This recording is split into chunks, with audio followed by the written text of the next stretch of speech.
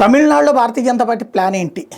వాస్తవానికి మొన్నటిసారి 17% ఓట్లు వచ్చినాయి. ఒకప్పుడు 3%, 4% అన్నటువంటి దగ్గర నుంచి 17% ఓట్లు వచ్చినాయి. లేటెస్ట్ సర్వేలో చూసుకుంటే 20 నుంచి 21% అన్నటువంటిది.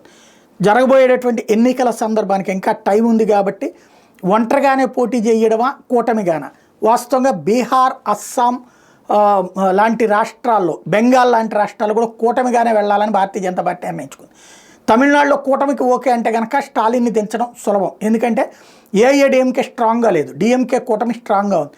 అక్కడ డిఎంకేకి వచ్చే సొంతగా అయితే కనుక 20 నుంచి 21% ఓట్లు, ఈవెన్ ఏఐఏడిఎంకేనైనా అంతే. అక్కడ ఎవరైతే 20 నుంచి 21% ఓట్లు తెచ్చుకోగలుగుతారో వాళ్ళే అక్కడ కీ రోల్ అవుతుంటారు. వాళ్ళు మిగతా వాళ్ళ వెళ్ళి వాళ్ళ దగ్గర జట్టు కడతారు.